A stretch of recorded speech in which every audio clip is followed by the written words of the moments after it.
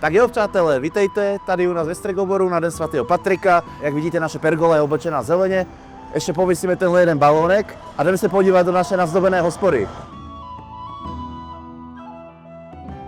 A co se tady vlastně dneska u nás bude dít? Tak jak už jsme si venku řekli, dneska slavíme Den svatého Patrika. Určitě jste viděli naše video, pokud ne, tak mrkněte na náš YouTube a Facebook a dejte like a koment. Každopádně dneska je tady veliká party. Po příležitosti Den svatého Patrika uvidíte vlastně, jak jsme to tady vyzdobili. Máme nějaké tematické drinky, živá muzika, budou tady lidi, bude se chlastat, bavit a speciálně pro vás jsme najmuli dvě krásné barmanky. Tak se na to asi půjdeme mrknout, ne?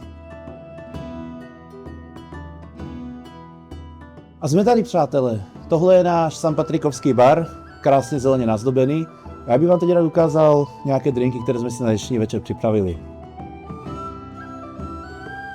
Tak jako první, tady máme tuhle zelenou nádheru. Její složení je tajné, ale pokud byste se chtěli dozvědět víc o tom, jak děláme tyhle drinky, tak určitě sledujte naše další video, které se přípravou těchto drinků bude zabývat.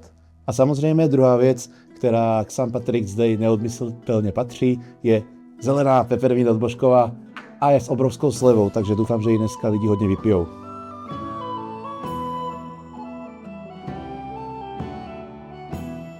Takže tady máme první z našich speciálů, je to zelená 11 od pivovaru Pivečka, takzvaný zelený Stregobor.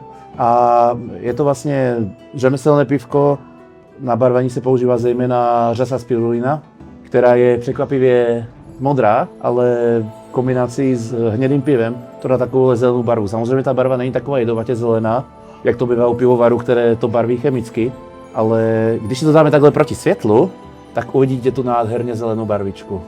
A myslím, že se jim to jako sakra povedlo. Pak druhé pivko, které dneska u nás najdete, tak je zelená 11 od Hauskräfta.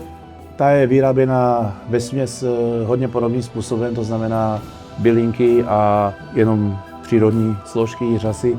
A ta chuť je v podstatě absolutně přirozená, svěží a hodně dobré pivičko. Doufám, že jste se dneska stavili a ochutnali to taky.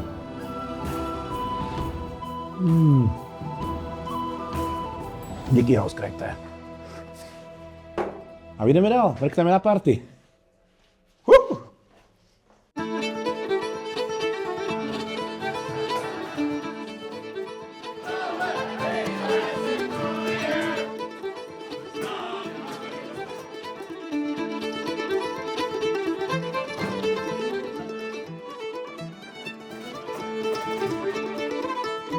Takže máme hotovo, už nám zbývá jenom uklidit tady pár věcí.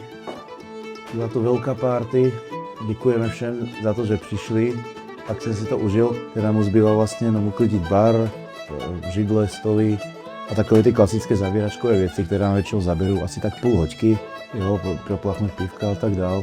A potom budeme moct konečně spinkat. Přátelé, jestli se vám líbí tenhle obsah, klidně nám dejte like, nechte nám koment, sdílejte a určitě nás přijďte navštívit tady k nám do krčmy někdy.